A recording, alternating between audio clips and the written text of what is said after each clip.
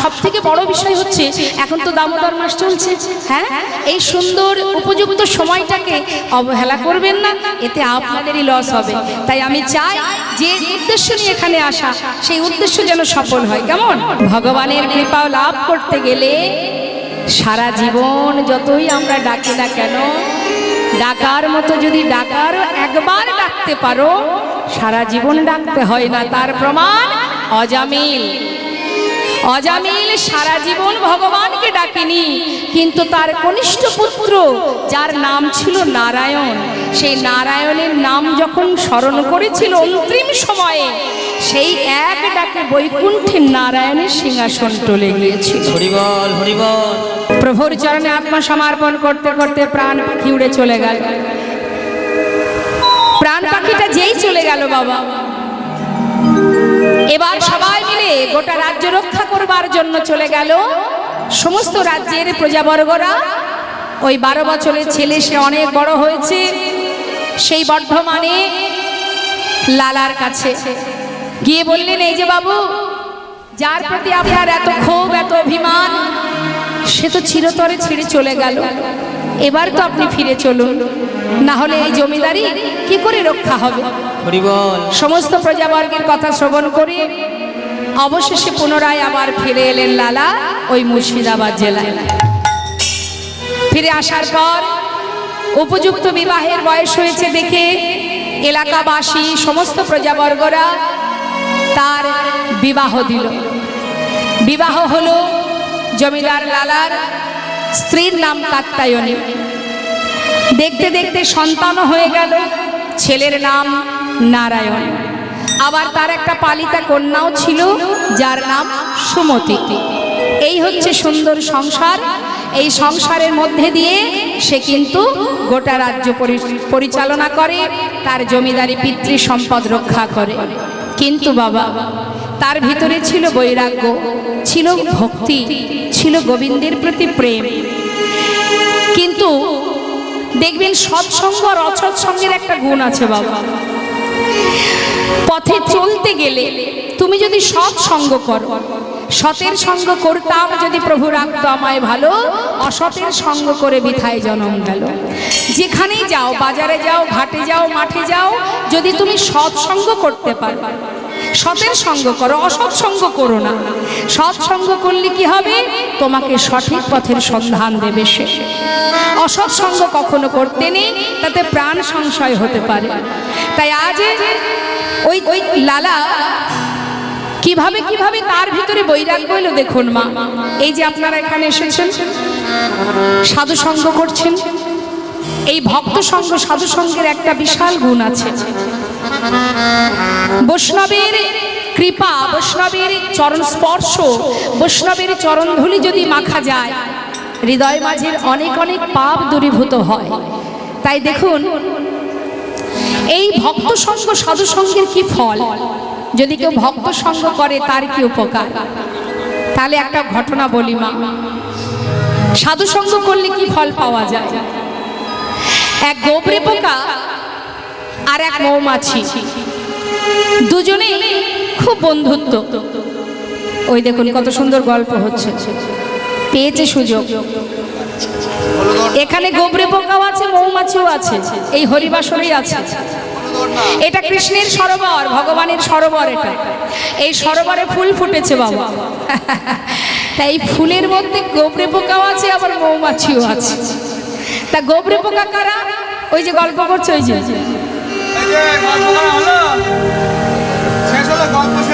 আচ্ছা ঠিক আছে, গল্প আমিও করব, আমাকে একটু সঙ্গে নেবেন, তবে এই 2 ঘন্টা 3 ঘন্টা পর। হ্যাঁ বাবা, কি শান্তি কি শান্তি। এই যে আপনাদের মধ্যে গল্প চলছে না, আমার তো মনে হয় না কৃষ্ণ নামের থেকে ওই কথাগুলো মূল্যবান বেশি। এত কষ্ট করে এত সুন্দর আয়োজন, মায়ের পূজা, ভক্ত সমাগম, এগুলো তো কম সুকৃতির ফল নয়। তা সুকৃতি পেলে তো হবে না মা, কাজে লাগাতে হবে তো। গুরুদেব আপনাকে পথে নামিয়ে দেবে, কিন্তু হেঁটে তো যেতে হবে তোমাকে। হ্যাঁ, তুমি সাধু সঙ্গ পেয়েছো, কিন্তু সাধু সঙ্গ পেলে তো হবে না, সাধুর কৃপাটা তো লাভ করতে হবে তোমার। কথাটা পরে হবে। হ্যাঁ, কথাটা পরে, অন্য গল্প পরে, আগে কৃষ্ণ কথা শুনিনি, শুনুন তাহলে। তা গোবরে পোকা আর মৌমাছি, এখানে গোবরে পোকাও আছে মৌমাছি আছে, আগেই বলেছি। এখন দুজনের মধ্যে কথোপকথন হচ্ছে, হ্যাঁ রে ভাই, হ্যাঁ রে বন্ধু, হ্যাঁ বল বল কি বলি তাড়াতাড়ি বল। হ্যাঁ হ্যাঁ সেটা অবশ্য ঠিক, কোনোদিন যাওয়া হয়নি।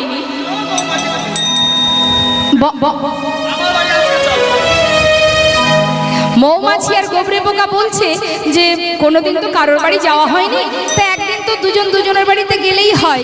তা মৌমাছি বলছে নিশ্চয়ই যাওয়া যায়, তাহলে কে আগে কার বাড়ি যাবে? গোবরে পোকা বলছে আগে আমার বাড়ি চলো।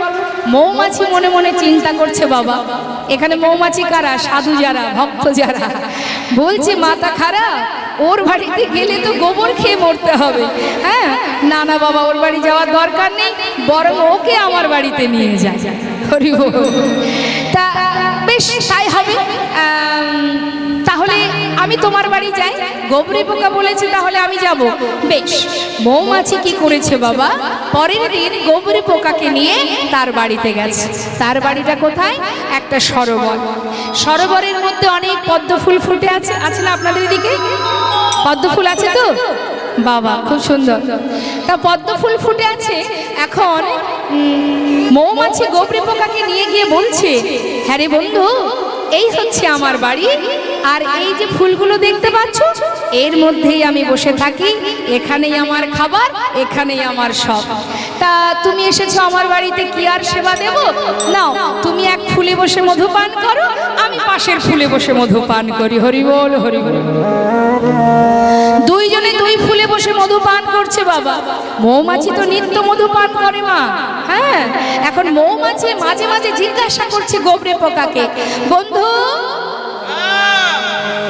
এই যে আমার মায়েরা বোনেরা এখানে গল্প করছে, একটু জিজ্ঞাসা করছে, কীর্তন ভালো লাগছে? বলছি কীর্তন ভালো লাগছে কি? তোমাদেরকে জিজ্ঞাসা করছি, ভালো লাগছে কীর্তন? বলবে না, তার মানে ভালো লাগছে না। মৌমাছি জিজ্ঞাসা করছে, আয় বন্ধু, বলি মধু খাচ্ছ তো? ভালো লাগছে? ভালো লাগছে না? আচ্ছা ঠিক আছে, তুমি পান করো, দেখবে এক সময় ভালো লাগবে। কিছুক্ষণ পর আবার জিজ্ঞাসা করছে মৌমাছি, বন্ধু এবার ভালো লাগছে তো?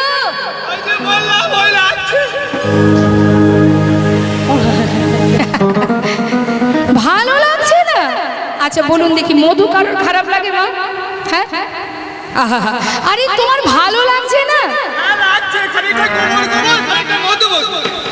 কি আবার কেমন কথা? গোবর গোবর মধু মধু মানে? দাঁড়া দাঁড়া দাঁড়া দাঁড়া, আচ্ছা তুমি যখন মধু পান করতে শুরু করেছিলে তার আগে নিজের মুখটা ভালো করে ধুয়েছিলে?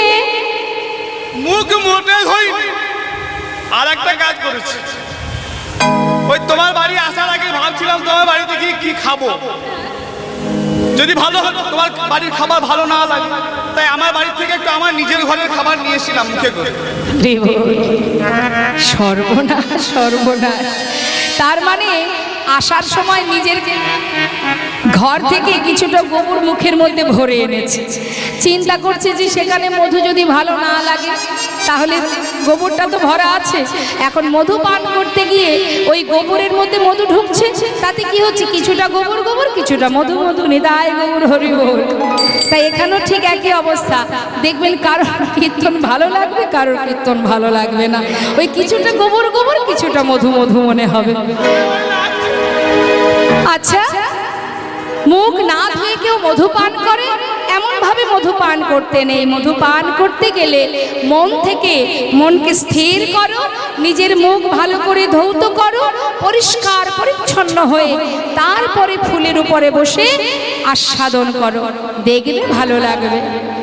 মৌমাছির কথা শুনে গোবরে পোকা কি করেছে বাবা, ভালো করে মুখ টুক ধুয়ে নিয়ে এবার আবার ফুলে বসে মধু পান করতে শুরু করেছে। নিতাই গৌর হরি বল হরি বল। এর জন্য তো সাধু সঙ্গ চাই। এত সুন্দর কমিটির ভক্তরা এই যে সুন্দর আয়োজন করেছে, হরিনামামৃত সুধা দান করছে। সুধা অমৃত পান করতে গেলে পাত্রটা তো সুন্দর দরকার বাবা। পাত্র যদি সুন্দর না হয় অমৃত রাখা যাবে? তাহলে পাত্রটা আগে দরকার। যে পাত্র যার নেই সে অমৃত পান করতে পারবে না। এখন সাধু সঙ্গ করলে ভক্ত সঙ্গ, এখানে যত ভক্ত আছে দেখুন, অনেক ভক্ত আছে একনিষ্ঠভাবে কৃষ্ণ কথা শ্রবণ করছে বাবা। হয়তো তার ললাটে তিলক নেই, হাতে জপের মালা নেই, কিন্তু তথাপিও সে ভক্ত। দিনের শেষে একটি বার হলেও, হাজার কাজের মধ্যে দিয়েও হলেও সে কিন্তু দিনের শেষে একবার তার চরণ স্মরণ করে তার নাম জপ করে তবেই হয়তো নিদ্রায় যায়। এমন ভক্ত এখানেই আছে। কোন ভক্ত আছে যারা এক কোণে বসে বসে চোখের জলে বুক ভাসিয়ে কাঁদে। এটা হচ্ছে শুধু কৃষ্ণ প্রেম। কৃষ্ণ প্রেম যদি একবার হৃদয়ে জাগে, সে নিজেকে আর ধরে রাখতে পারবে না মা। এটা প্রভুর কৃপা। সবাইকে ভক্ত হতে পারে না। সবাই ভক্ত হতে পারে? হতে পারে না। ভগবান তাকে নিজের ভক্ত করে নেয়। যে জন ভগবানকে ভালোবাসে তাকে প্রভু নিজেই ভক্ত করে নেন, নিজে আশীর্বাদ করেন, কৃপা করেন। আজ দেখুন, যেই না সেই গোবরে পোকা জীবনে মধুপান করেনি, যে সারা জীবন গোবর খেয়েছে, আজ মৌমাছির সঙ্গ পেয়ে ফুলে বসে মনের শান্তিতে মধুপান করতে করতে দেখতে দেখতে মা সন্ধ্যা হয়ে যাচ্ছে। বেলি অবসান বাবা, সন্ধ্যা হয়ে চলেছে। এদিকে সূর্য পশ্চিম দিকে ঢলে পড়েছে। এমন সময় মৌমাছি ডাকছে, বন্ধু বন্ধু, দেখো দেখো সূর্য অস্ত যায়, এবার ফুল থেকে উঠে এসো, না হলে ফুলের মধ্যেই কিন্তু তুমি বুঝে যাবে। ওঠো ওঠো, তাড়াতাড়ি ওঠো, পাপড়ি যদি বন্ধ হয়ে যায় তুমি কিন্তু ফুলের ভিতরে বাধা পড়বে। ওঠো বন্ধু, কোথায় আছো তুমি? কোনো সাড়া পাচ্ছে না। মৌমাছি পাগলের ন্যায় সরোবরের চারিপাশে ঘুরছে আর ডাকছে, বন্ধু বন্ধু, তুমি কোথায়? উঠে এসো বন্ধু, উঠে এসো। গোবরে পোকা চিৎকার করে বলছে, আহা, কেন বারবার আমায় ডাকছো? হরি বল হরি বল। আমাকে মধু পান করতে দাও। জীবনে কোনোদিন যে মধু পান করিনি, আজ তোমার কৃপায় মধু পান করতে বসেছি। বারবার ডেকো না, আমি মধু পান করছি, বারবার ডেকো না। দেখতে দেখতে পাপড়িগুলো বন্ধ হয়ে গেল মা। বন্ধুকে আর খুঁজে পেল না। মৌমাছি গাছের ডালে অপেক্ষা করছে, সারা রাত অপেক্ষা করছে বন্ধুর জন্য।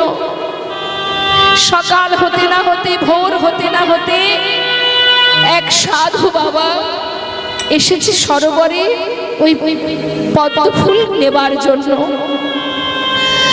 গোবিন্দ সেবায় দেবে বলে যখনই পুষ্প চয়ন করতে এসেছে বাবা, সরোবরের সমস্ত ফুলগুলো তুলে নিল। মৌমাছি দূর থেকে দেখছে আর বলছে, বন্ধু কি সৌভাগ্য তোমার, হরি বল হরি বল। আজ তুমি সাধুর পরশ পেলে। জানি না তোমার ভাগ্যে আর কি লেখা আছে। এতদিন এই সরোবরে আমি আছি, কিন্তু কোনোদিন প্রভুর কৃপা হয়নি আমার। কিন্তু দেখো, মনে প্রাণে একনিষ্ঠ হয়ে, স্থির হয়ে তুমি যে মধু আস্বাদন করছো, আজ প্রভুর কৃপা তুমি সাধু সঙ্গ পেলে। সেই সাধুর পাঁচু পাঁচু যাচ্ছে মৌমাছি। দেখি দেখি বন্ধু কোথায় যায়। সেই সাধু সেই ফুলগুলি নিয়ে গোবিন্দ চরণে নব, গোবিন্দায় নম বলে চরণে নিবেদন করলেন। মৌমাছি মন্দিরের বাইরে একটি গাছের ডালে সারাদিন অপেক্ষা করে রাত্রি হতে না হতে মৌমাছি বসে বসে কাঁদছে।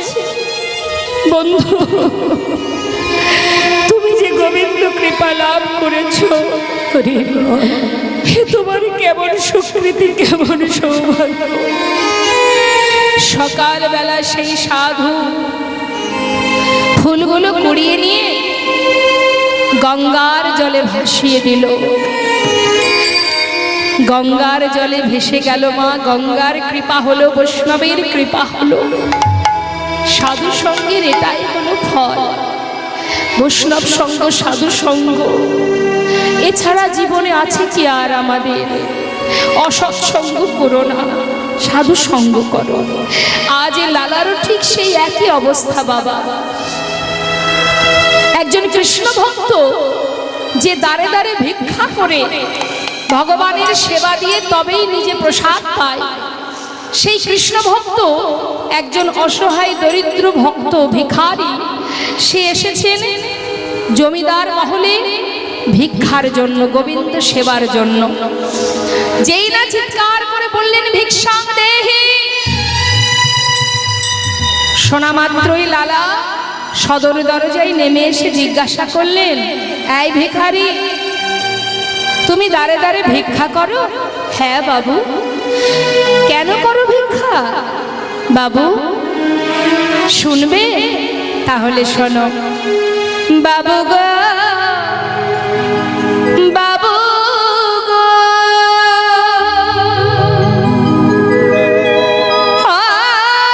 বাবু গো,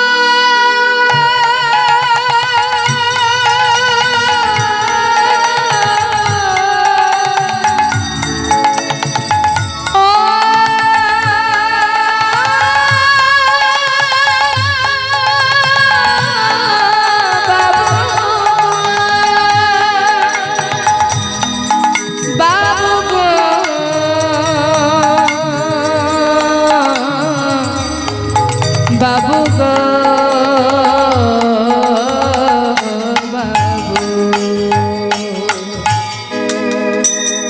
বাবু, আমি হলাম তিন ভিখারি গো বাবু, আমি হলাম তিন ভিখারি ও বাবু, আমি হলাম তিন ভিখারি। ও বাবু, আমি হলাম দিন ভিখারি। বাবু, ঘরে আছে আমার গিরিধারী,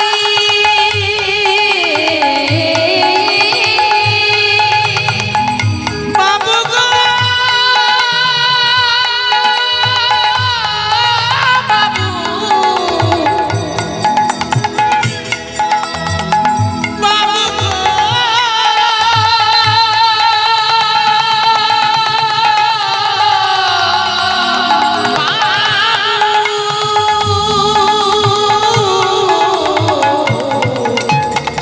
ঘরে আছে গিরিধারী,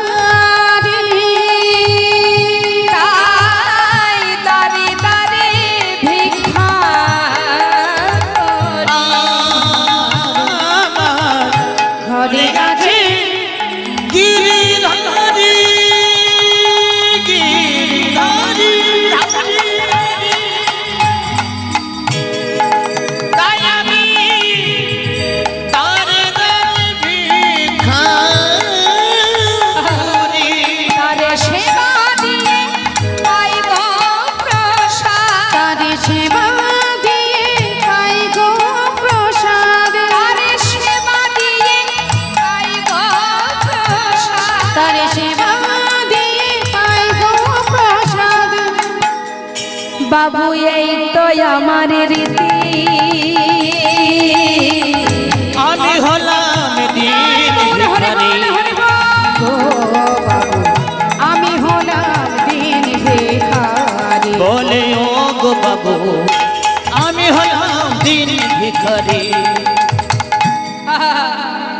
ভগবানের সেবা দিয়ে প্রসাদ পাই। আমি দিনহীন কাঙাল, দিন ভিখারি আমি। হরি বল, হরি বল। দেখবেন এই জগতের অনেক অর্থশালী ব্যক্তি যদি কোনো ভিখারিকে দেখে একটু আফসোস করে, বলে না মা রে, ভিক্ষা করে জীবন কাটায়, বড় অসহায়। কিন্তু যে জন কৃষ্ণ নামের ধনে ধনী, যে জন কৃষ্ণ ধনে ধনী, সেই তো জগতের মহা ধনে ধনী। হরি বল, হরি বল। আজ দেখুন, যেই না বলেছে যে আমি দিন ভিখারি, আমি ভিক্ষা করে ভগবানের সেবা দিয়ে প্রসাদ পাই, লালা তাড়াতাড়ি করে অনেক দামি দামি রত্ন একটা পুটুলি বেঁধে, বড় একটা পুটুলি সেই ভিখারিকে দিয়েছে। অ ভিখারি, এ নাও, এটা নিয়ে যাও। এটাতে কি আছে বাবু? অনেক মূল্যবান রত্ন আছে, যাও নিয়ে যাও।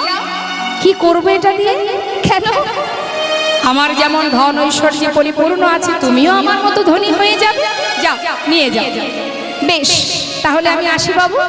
মাথায় করে নিয়ে যাচ্ছে, আর লালা দূরে দাঁড়িয়ে দাঁড়িয়ে দেখছে সেই ভক্ত বৈষ্ণব চলে যাচ্ছে। এমন সময় কিছুটা পথ যাবার পর লালা দেখছে সেই ভিখারিটা ওই পুটুলিটা নিয়ে দূরে একটা জঙ্গলের মধ্যে ফেলে দিয়েছে। যেই না ফেলে দিয়েছে, পিছন থেকে লালা বলে উঠলেন, এই ভিখারি, এত বড় স্পর্ধা তোমার, যা কিছু তোমায় দিয়েছি তুমি ফেলে দিলে, কেন ফেলে দিলে? বাবু, আমার অপরাধ নেবেন না। আপনার কাছ থেকে নিয়ে যাবার সময় কিছুটা পর যেতে না যেতে কে যেন হঠাৎ পিছন থেকে আমায় বলে উঠল, ভক্ত, এত ধন ঐশ্বর্য নিয়ে মাথায় করে যাচ্ছিস? ও, তুই বুঝি ওই জমিদারের মতো ধনী হতে চাস? ওরে, এসবের কি বা প্রয়োজন? আমি তো তোর কাছে কোনোদিন বলিনি আমার জন্য ক্ষীর, সর, ননি, মাখন এনে দে। দাঁড়ে দাঁড়ে ভিক্ষা করে তুই যা পাস, আমি তো তাতেই খুশি। এগুলো ফেলে দে। এই ধন সম্পদ যদি তোর কাছে থাকে, দিনে দিনে যে তুই কৃষ্ণ নাম ভুলে যাবি। আরে, যেমনটা পাস, ভক্ত তোকে যা দেয়, আমি তাতেই খুশি রে। ওগুলো ফেলে দে, আয় আমার কাছে ফিরে আয়।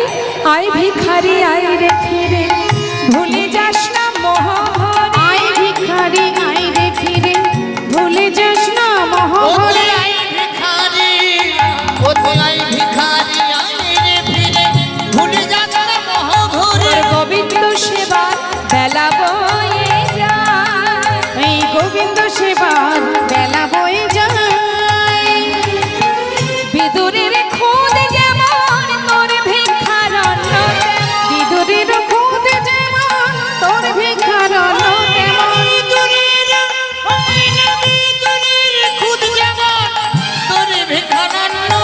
সেবা দিতে ভুল করিস নে আমার, সেবা দিতে ভুল করিস নে আমার। ভুল করিস নে আই ভিখারি, আই রে ফিরে, আই ভিখারি, আই রে ফিরে, আই ভিখারি, আই রে ফিরে, আই ভিখারি, আই রে ফিরে, ভুলে যাস না মোহ ভরে। আই ভিখারি, আই রে ফিরে, ভুলে যাস না মোহ ভরে। আই ভিখারি, আই রে ফিরে, সেবা দিতে ভুল করিস নে সেবা দিতে ভুল করিস নে আমায়। সেবা দিতে ভুল করিস নে ভগবানের সেবা দিতে গেলে ক্ষীর, সর, ননি, মাখন না থাকলেও দুঃখ নেই মা। এই জগতের ধনীকে আর দরিদ্রকে, এই জগতে ধনীকে, দরিদ্রকে, অসহায়কে, যার অর্থ আছে সে ধনী, তাই না মা? আমাদের সামাজিক চিন্তা ভাবনা যেটা, আমাদের বর্তমান চিন্তা ভাবনা যে ইহজগতের টাকা পয়সা, ধন ঐশ্বর্য যার আছে সে হলো ধনী, আর যার নেই সে হলো দরিদ্র বা গরিব, তাই তো? কিন্তু শাস্ত্রে বললেন, ইহজগতের ধন সম্পদের ধনী হয়ে, ইহজগতের অর্থ, টাকা পয়সা, বিষয় যা কিছু আছে, এগুলোকে যদি আমরা কেউ আমাদের নিজেদের সম্পদ মনে করি, তাহলে কিন্তু ভুল হবে। এটা আমার সম্পদ নয়, এটা আমার ছিল না, আমার থাকবেও না। এটা আমার নিজের নয়। আমার নিজের সম্পদ কোনটি? শুধুমাত্র সেটা আমার। যার ভাগ অন্য কারোর থাকবে না। আমি যাবার সাথে সাথে আমার সাথে চলে যাব। মহাজন বললেন, ইহজগতে যা কিছু আছে সবই অসার, সার নয়। তাহলে সার কোনটি? এই যে দেহটা, এটাও তো আমার নয়। কি গো মা, দেহটা কি আমার? আমার যদি হতো বাবা এই দেহটা, তাহলে আমরা আমাদের দেহটাকে যতটা যত্নে রাখি, যেভাবে এর সেবা পরিচর্যা করি, তাহলে শিশুকাল থেকে ধীরে ধীরে বয়সের সাথে সাথে আমরা বৃদ্ধ হয়ে যাচ্ছি, চুল পেকে যাচ্ছে, দাঁত পড়ে যাচ্ছে, তাই না? আমরা তো ধরে রাখতে পারছি না আমাদের দেহটাকে। এত দামি দামি ক্রিম মাখছি, এত ভালো ভালো খাবার খাচ্ছি নিজেকে সৌন্দর্য করে, সৌন্দর্যটাকে ধরে রাখার জন্য, কিন্তু রাখতে কি পারছি? তাহলে এটা আমার নয়, সেই কারণে পারছি না। তাহলে আমার কোনটি? এটা আমার, এই পা দুটি আমার, চোখ আমার, কান আমার, তাহলে আমি কোথায়? জগতে যা কিছু আছে সবই আমার, আমি কোথায়? আমি কে? আমি কোনটি? সারা দেহটা যদি কেটে টুকরো টুকরো করা হয় বাবা, তার মধ্যে আমি কোথায় আছি খুঁজে পাওয়া যাবে? আমি তাহলে কে? আমি অর্থাৎ সাক্ষা, এই যে চেতনা চৈতন্য, এই যে শ্বাস চলছে, এটাই হচ্ছে আমি। আমি আমার দেহকে, আমার মনকে, আমার ইন্দ্রকে যেভাবে চালনা করব, আমার এই দেহ, আমার ইন্দ্রিয়, আমার মন সেইভাবে চালিত হবে। আমি অর্থাৎ সাক্ষাৎ তার কৃপা, তার সন্তান। তাই আমি আছি। আমি যেদিন থাকবো না, এই জগতে আমার বলতে কিছু থাকবে না। হরি বল, হরি বল। আমার আমার করে বুঝিতে না পারো, আমাতে কি আছে রতন? কোন শক্তি বলে বেড়াই চলি বলে, কিসের অভাবে হয় দেহ পতন? দেহের মাঝে আছে প্রাণেরই সঞ্চার, তাহাতেই বলি আমার আমার, প্রাণ গেলে হবে সবাকার, সব নেশারি সফল। তাহলে বৈষ্ণব মহাজন বললেন, আমাদের করণীয়টা কি? সদা সর্বদাই আমাদের করতে হবে কি? সার কোনটি, অসার কোনটি, সেটা আমাদের বিবেচনা করে, বিচার করে আমাদের সঠিক পথটা অবলম্বন করতে হবে। সঠিক পথের সন্ধান কে দেবে? না, এই কলিযুগে একজনই দেবেন, তিনি হলেন সদ্গুরু। তাছাড়া এ জগতে আর কেউ তোমাকে সঠিক পথের সন্ধান দেবে না। সময় গেলে আর পাবে না, যা করতে হবে সময় থাকতে। তুলবি যদি ছানা মাখন, সকাল সকাল তোল। শিশুকালে কৃষ্ণ ভজন, বৃদ্ধতে ভজনেতে বাধায় গণ্ডগোল। বৈষ্ণব মহাজন বললেন, সময় করিয়া পথটি ধরিয়া, যেবা চলে দ্রুত গতি, সময়ের শেষে অনাশ, সে জনে চলে যায় আপন বাস। কত কষ্টের, কত সাধনার ধন আমাদের এই সুন্দর দেহটা। এই যে দেহটা আমরা পেয়েছি, যে দেহটাকে নিয়ে আমরা গর্ববোধ করি, দেখবেন যার একটু দেখতে সুন্দর হয়, তার ভিতরেও অহংকার হয়, যেন মনে হয় এটা তার সম্পদ, কিন্তু তার তো নয়। তিনি দিয়েছেন তাই সে পেয়েছে। কিন্তু অহংকার করার ফলে কি হয়? অহংকার যদি হয় মনের মধ্যে, অহংকার বিভিন্ন কারণে হয়। রূপের অহংকার হয়, অর্থের অহংকার হয়, পাণ্ডিত্যের অহংকার হয়। যে কারণেই তোমার ভিতরে অহংকার আসুক না কেন, জেনে রাখো তোমার বলতে কিন্তু কিছু নেই। তুমি যা পেয়েছো তোমার কর্ম অনুযায়ী, তুমি প্রভুর কৃপায় যে ফল পেয়েছো, সেটাকে যদি তুমি তোমার মনে করো, তাহলে কেড়ে নিতে তার 1 মিনিটও সময় লাগবে না। আমাদের গর্ব হওয়া উচিত, যা পেয়েছি, যতটুকু পেয়েছি তাতেই আমরা খুশি। খুশি থাকা উচিত আমাদের। কিন্তু বাবা, আজ মহাজন বলছেন, যদি সম্পদ নিজের মনে করতে চাও, সেই সম্পদ কোনটি জানো? জেনে রাখুন ভালো করে। ইহজগতে যা কিছু উপার্জন করছি, দিন রাত খেটে, দিন রাত এক করে যা পরিশ্রম করছি, যে অর্থ উপার্জন করছি বাবা, সেটা আজ আপনি উপার্জন করছেন, রাখছেন কাদের জন্য? সন্তানের জন্য, নিজের জন্য তো নয়। তাহলে এই সম্পদ আমার নয়। আমার কোনটি? আমার নিজের সম্পদ। আমার একটা ঘরও আছে, ইহজগতের বাড়ি ঘর আমার নয়, এটা রেখে চলে যেতে হবে। এটা আমার বাড়ি নয়, আমার বাড়ি এখানে নেই। তাহলে কোথায় বাড়ি, কোথায় ঠিকানা, কোথায় সম্পদ? কি বলছেন মহাজন? শ্রী গৌরাঙ্গে দুটি পদ,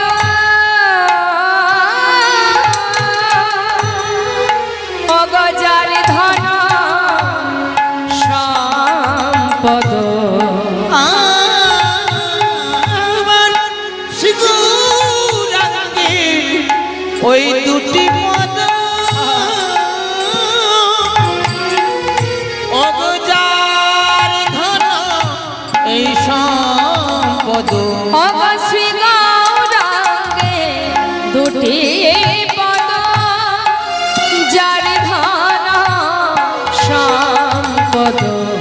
সে জানে, সে জানে, সে জানে ভক্তি রস সার। ও গো সেই জানে, সেই জানে ভক্তি রস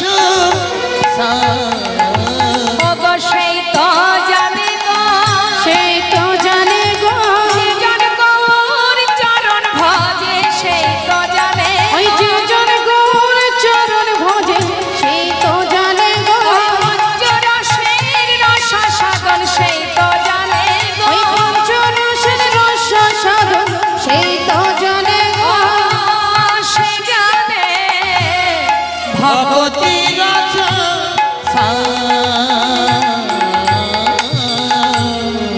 যে জন গৌর চরণকে নিজের ধন সম্পদ মনে করতে পেরেছে, জগতে সেই হলো মহাধনে ধনী, সেই হলো মহাধনে ধনী। কারণ সে তার পথ খুঁজে পেয়েছে বাবা। একজন 8 বছরের ছোট্ট শিশু জপের মালা হাতে নিয়ে প্রভাতকালে স্নান করে শুদ্ধ বস্ত্রে জপের মালা হাতে নিয়ে জপ করতে করতে যাচ্ছে। একজন বৃদ্ধ বাবা, তিনি 3 তলার ব্যালকনিতে বসে তিনি চায়ের কাপে চুমুক দিচ্ছে আর জিজ্ঞাসা করছে, আরে আয় খোকা, এইটুকু বয়সে তুই এই পথে নেমে গেলি, তোর কি এখনো বয়স হয়েছে এই পথে আসার? হ্যাঁ, এত তাড়াতাড়ি নেমে গেলি বাবা। তখন সেই ছোট্ট শিশু 8 বছরের বালক বলে উঠলেন, ও দাদু, আমার না হয় অল্প বয়সে এই বয়সেই পথে নেমেছি, কিন্তু তোমার তো বয়স শেষ হতে চললো, তুমি আর কবে আসবে এই পথে? হরিবল হরিবল। যেতে যে সবাইকে হবে, কিন্তু পথে যদি না বাহির হও সঠিক সময়ে পৌঁছাতে পারবে না। দাদু, সময় থাকতে যদি এই পথে না নামি সঠিক সময়ে নিজের ঠিকানায় পৌঁছাবো কি করে? তাই মাগো, আমাদের প্রত্যেককে আমরা এসেছি, আসার পালা আমাদের শেষ, এবার বাকি শুধু যাওয়ার পালা। কখনো যেতে হবে কে বা জানে। আজ আছি, একটু পরে নাও থাকতে পারি। সময় থাকতে যদি কৃষ্ণ ভজন করতে পারো, সময় থাকতে যদি তাকে ডাকতে পারো, ভালোবাসতে পারো, শাস্ত্রে বললেন একবার কৃষ্ণ নামে যত পাপ হরে, জীবের সাধ্য নেই জীব তত পাপ করে। কৃষ্ণ নাম করো, একবার কৃষ্ণ নাম করো, ডাকার মতো একবার ডাকো, কিন্তু সেই ডাক যেন ডাকার মতো হয়। তুমি যদি তোমার নিজের স্বার্থের জন্য ভগবানকে ভালোবাসো, সেটা তো আর ডাকা হলো না। তুমি যে তার সন্তান, সন্তান যেমন মাতা পিতাকে প্রয়োজনে ডাকে, তুমিও তোমার প্রয়োজনে ভগবানকে ডাকো, ডাকার মতো ডাকো। মহাজন বলছেন, যদি কেউ ডাকার মতো ডাকতে পারে, তার হাজার হাজার অপরাধ দূরীভূত হয়ে যায়। একবার কৃষ্ণ নামে যত পাপ হরে, জীবের সাধনা, জীবে তত পাপ করে, কলি জীবের সাধনায় জীব তত পাপ করে। হেন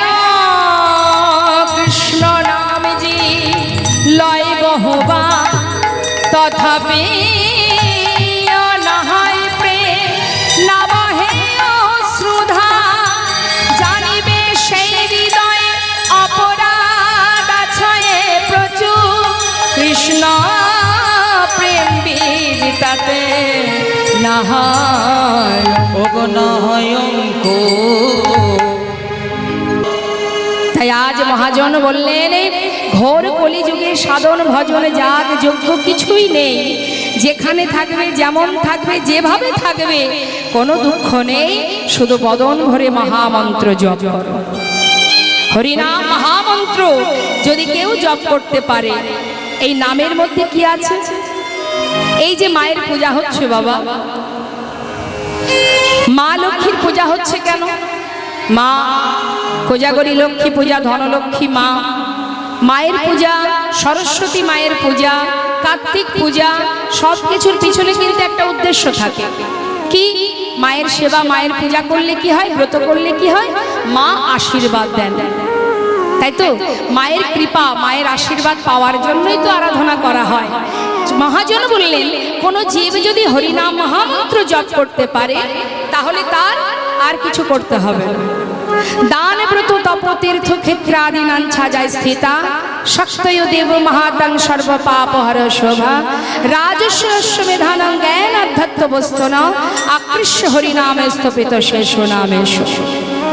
অর্থাৎ ব্রত করলে যে পুণ্য অর্জন হয়, দান করলে যে পুণ্য অর্জন হয়, যাগযজ্ঞ করলে যে পুণ্য অর্জন হয়, সাধনা করলে, আরাধনা করলে যে পুণ্য অর্জন হয়, সব রকমের পুণ্য যদি হরিনামকেও জপ করতে পারে, মহামন্ত্র জপ করতে পারে, জগতে যত রকমের ধর্মীয় কাজে পুণ্য অর্জন হয় সকল পুণ্য এই হরিনামেই লাভ করা যায় না। তাই গৌর হরি।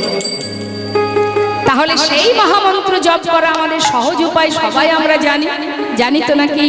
হ্যাঁ, তো আসুন না সবাই মিলে একবারে হরিনাম জপ করি। কি? মা লক্ষ্মী আছেন, লক্ষ্মী মায়ের চরণ স্মরণ করে সবাই মিলে একবার আমরা নাম জপ করব, মহামন্ত্র জপ করব। সবাই গাইবেন কিন্তু, কেমন? আগে আমি গাই, তারপরে আপনারা গাইবেন। হরে কৃষ্ণ হরে কৃষ্ণ কৃষ্ণ কৃষ্ণ হরে হরে হরে রাম হরে রাম রাম রাম হরে হরে হরে কৃষ্ণ।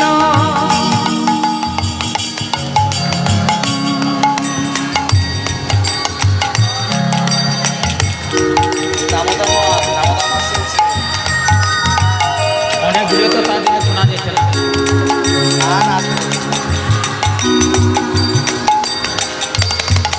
বাবা খুব সুন্দর, কিন্তু আমার মন হচ্ছে, মনে বলছে যে কণ্ঠে তো আরো সুর আছে, কেন কৃপণতা করছেন? হরি নামে কৃপণতা করতে নেই মা। হ্যাঁ, আর রক্ষা করো হে তুমি হে ভগবান, এ জগতে সব কিছু তোমারই তো দান। একবার রক্ষা করো হে তুমি হে ভগবান, এ জগতে সব কিছু তোমারই তো দান। তুমি আছো হরি এই বিশ্ব চরাচরে, তুমি আছো হরি বিশ্ব চরাচরে, শেষের দিনে হরি ডাকি গো তোমারে, তুমি আছো হরি বিশ্ব চরাচরে, শেষের দিনে হরি ডাকি গো তোমারে, রক্ষা করো হে ভগবান, রক্ষা করো হে ভগবান, রক্ষা করো হে ভগবান, রক্ষা করো হে তুমি হে ভগবান। বলো এ জগতে সব কিছু তোমারই তো দান। বলো এ জগতে সবই কিছু তোমারই তো দান। সবাই উচ্চস্বরে, যার কণ্ঠে যতটুকু সুর দিয়েছেন ভগবান মা সরস্বতী, কণ্ঠস্বরে কৃপণতা যেন না থাকে, উচ্চস্বরে জোরে জোরে হরিনাম মহামন্ত্র জপ করুন। কেমন?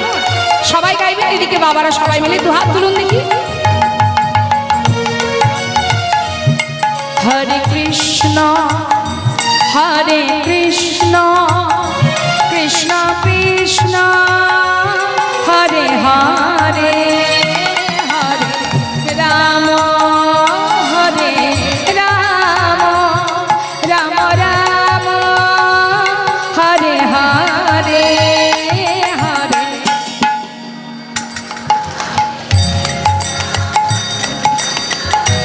বাবা হরি বল।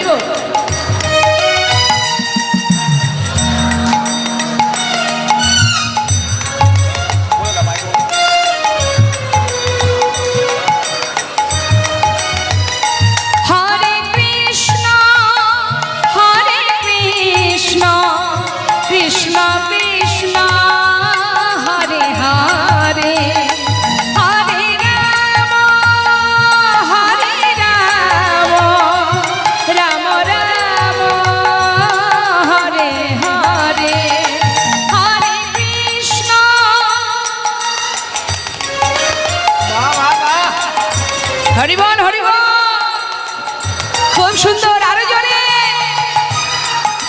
বাবা।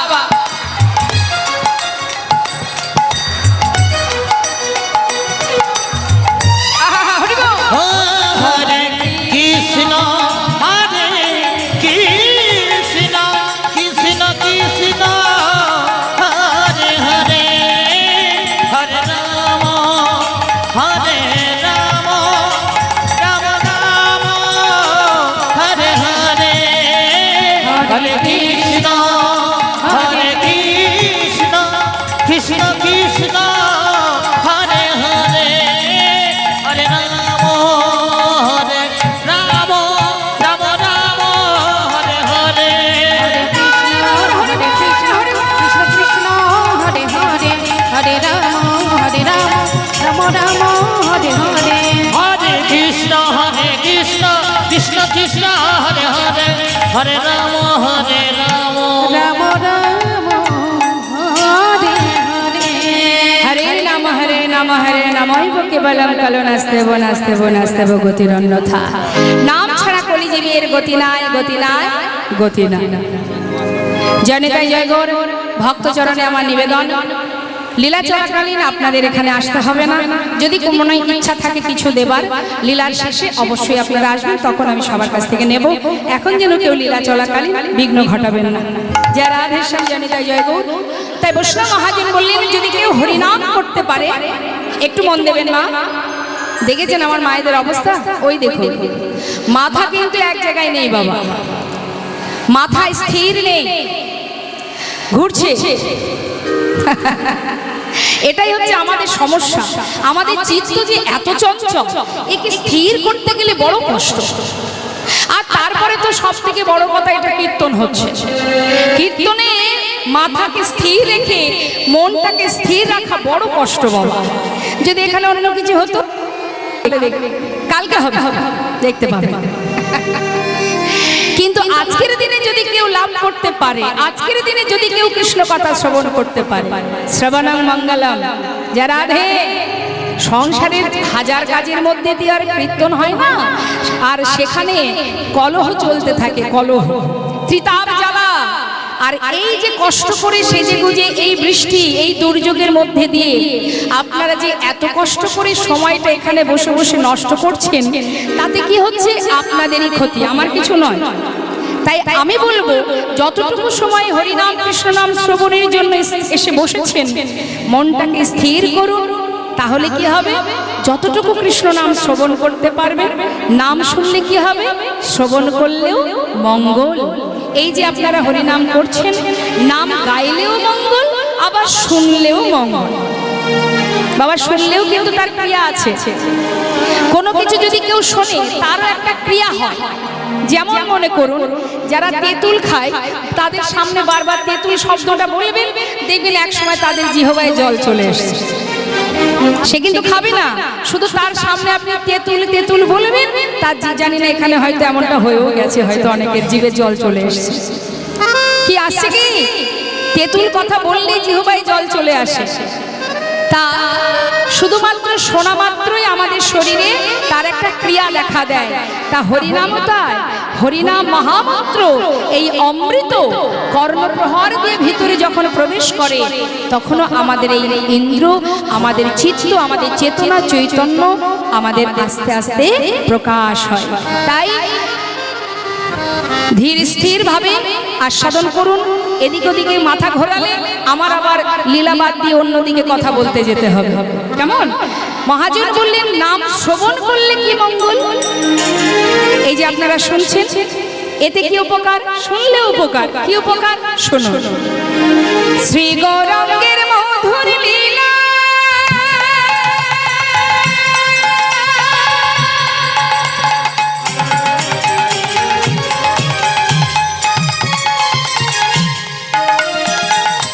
যারে করেনে প্রবেশিলা,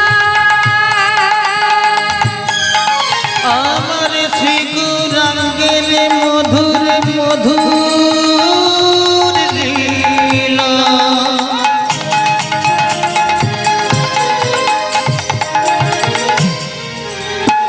ও গো যার কারণে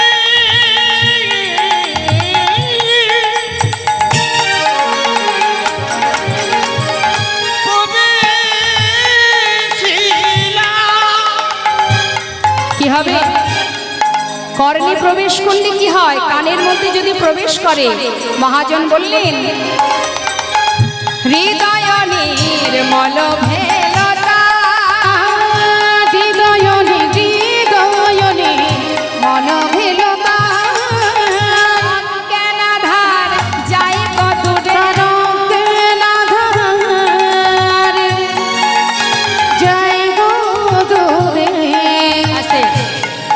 এখানে একটা কথা জিজ্ঞাসা করি। মহাজন বলছেন হরিনাম শ্রবণ করলে অজ্ঞান আধার দূর চলে যায়।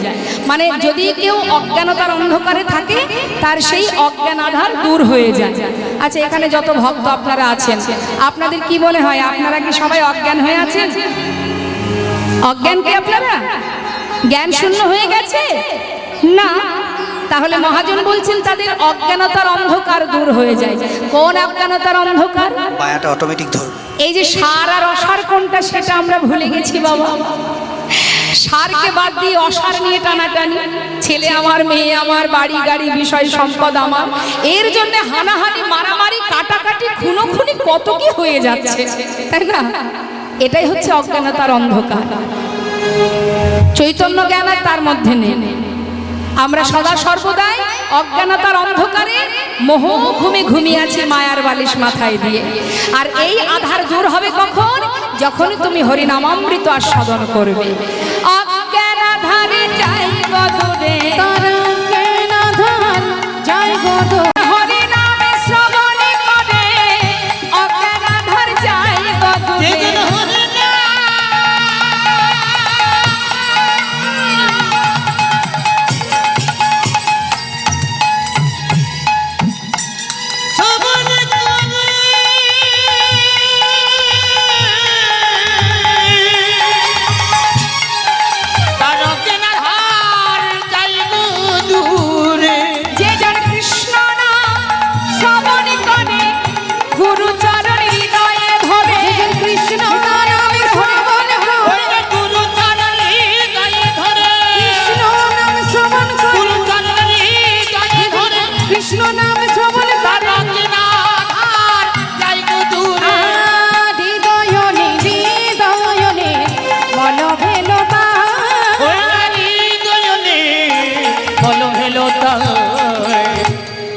অজ্ঞানতার অন্ধকার দূরীভূত করে যদি জ্ঞানের আলো প্রকাশ করতে হয়, তাহলে হরিনামামৃত আস্বাদন করতে হবে, শ্রবণ করতে হবে। এটা তো বাবা শুধুমাত্র শ্রবণের গুণ।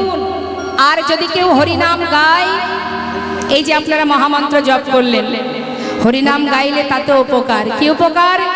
যে গৌরাঙ্গের নামে লয় তার হয় কৃষ্ণ প্রেমোদয়। যে গৌরাঙ্গের নামে লয় তার হয় কৃষ্ণ প্রেমোদয়। এই ঘোর কলিকালে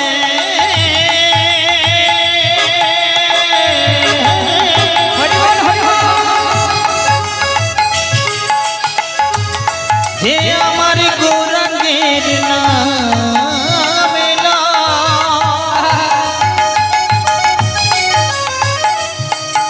তার কিতাবে জ্বালা দূরে যাবে।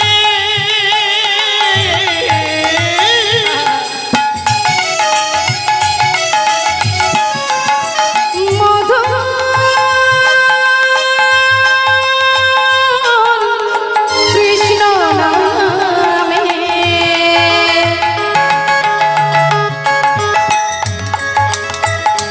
বেতাবে জ্বালা দূরে যাবে।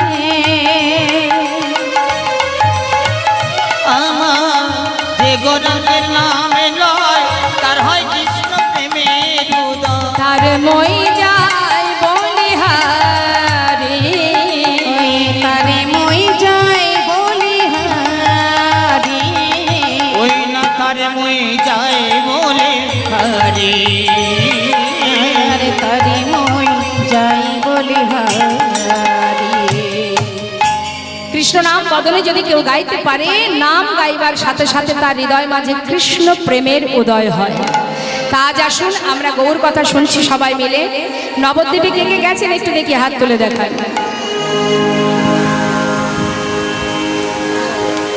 জয় নিতাই জয় গৌর, হরিবোল হরিবোল, জয় নিতাই জয় গৌর, জয় রাধেশ্যাম। আসুন আমরা গৌর কথা বিশ্রাম রেখে এবার আমরা লীলা কথায় যাব। সবাই মিলে আমরা মহাজনের কথা শ্রবণ করলাম, মহাজনের নামটা শ্রবণ করে মহাজনের চরণে প্রণাম জানিয়ে আমরা চলে যাব লীলা কথায়। শ্রী গৌরাঙ্গের ভক্তগণে নিত্য সিদ্ধ করি মনে, গৌরাঙ্গের ভক্তগণে নিত্য সিদ্ধ করি মনে, শ্রী গৌরাঙ্গের ভক্তগণে নিত্য সিদ্ধ করি মনে, শ্রী গৌরাঙ্গের ভক্তগণে নিত্য সিদ্ধ করি মনে। জয় ব্রজেন্দ্র সুত পাশে রে, জয় ব্রজেন্দ্র সুত পাশে রে, ওই আছে যাই বজেন্দ্র সুত পাছি রে, সে যাই বজেন্দ্র সুত পাছি রে, সে যাই বজেন্দ্র সুত পা। গৌর মণ্ডল ভূমি যে বাজানে চিন্তামন, গৌর মণ্ডল ভূমি যে বাজানে আমার চিন্তামন, গৌর মণ্ডল ভূমি যে বাজানে চিন্তা মনে। তার হয় ব্রজধামে বাস রে, তার হয় ব্রজধামে বাস রে, ওই তার হাই বজধামে বাছি রে, তার হাই বজধামে বাছি রে, তার হাই বজধামে বা। গৃহেতে বনেতে থাকো হা গৌরঙ্গ বলে ডাক, গৃহেতে বনেতে থাকো হা গৌরঙ্গ বলে তোমরা ডাক, গৃহেতে বনেতে থাকো গৌরাঙ্গ বলে ডাক। নরতম মাগে তার সঙ্গ, নরতম মাগে তার সঙ্গ, আমার নরতম মাঝে তার সঙ্গ, নরতম মাঝে তার সঙ্গ, নরতম মাঝে তার সঙ্গ। ঠাকুর নরোত্তম দাসের এই পদাবলী দিয়ে গৌর কথা আমরা বিশ্রাম রাখলাম। আমরা সবাই জানি, অনেকেই জানি, নরোত্তম দাস ঠাকুর যিনি সর্বপ্রথমে কীর্তন করেছিলেন বাংলাদেশের খেতুরি ধামে দোল পূর্ণিমা রাত্রে, তিনি এই কীর্তন করেছিলেন পদ্মা নদীর ধারে। তো সেই মহাজনের পদাবলী দিয়ে গৌর কথাকে বিশ্রাম রেখে এবার আমরা চলে যাব সবাই মিলে লীলা কথায়। তা আসুন সবাই আমরা লীলা কথায় যাব। যেহেতু আজকের আমাদের লীলা বৃন্দাবনে গিয়ে মিলিত হবে ভক্তের সঙ্গে ভগবানের, তাই আমরা একটা ভজন শ্রবণ করে নিই, তারপরে লীলা সাধনে যাব। যেহেতু আমরা ভজন গাইব, তো বৃন্দাবনে মাতাজিরা ভক্তরা ব্রজবাসী ব্রজবাসিনী যারা রাধা কৃষ্ণের ভজনের সাথে সাথে নিজেদের দুটি হাত দিয়ে হাতে করতালি দেয়, তো আমিও বলবো আপনারা সবাই মিলে যেহেতু ভজন শুনছেন আপনারা আনন্দ করতে পারেন, তবে বসে বসে। জয় রাধেশ্যাম। বৃন্দাবন ধাম আচ্ছা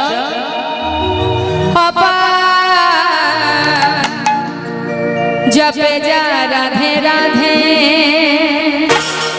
হাতে তালি দিয়ে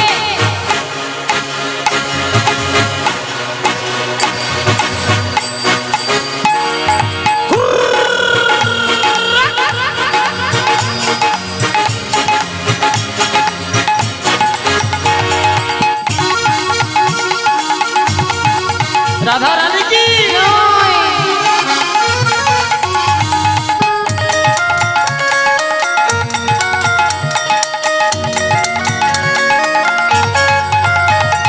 শ্রাবণ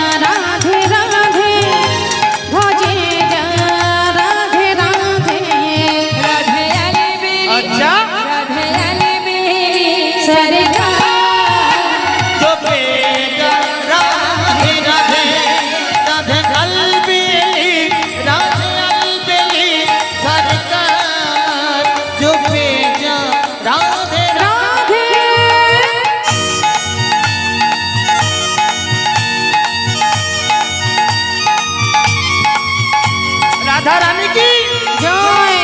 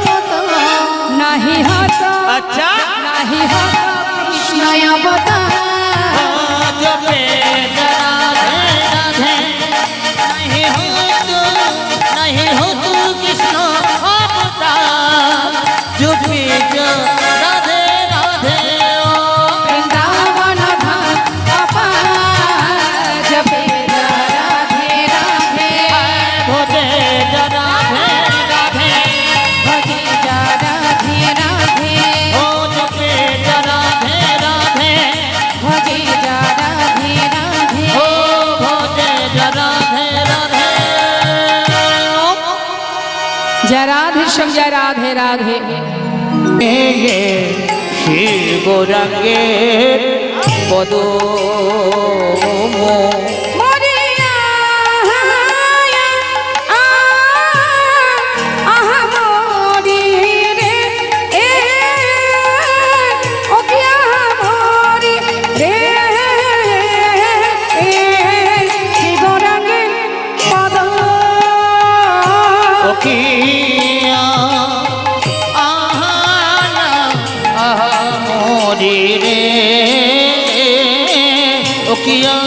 मोरी रे शिव रंगे पदो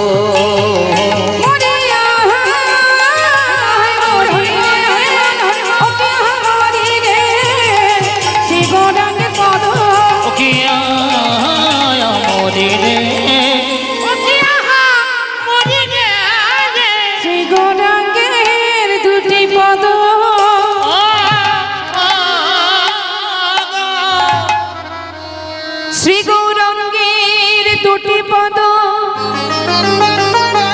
যার ধন সম্পদ সে জানে ভগতির শশা ওগো সে জানে ভগতির শশা।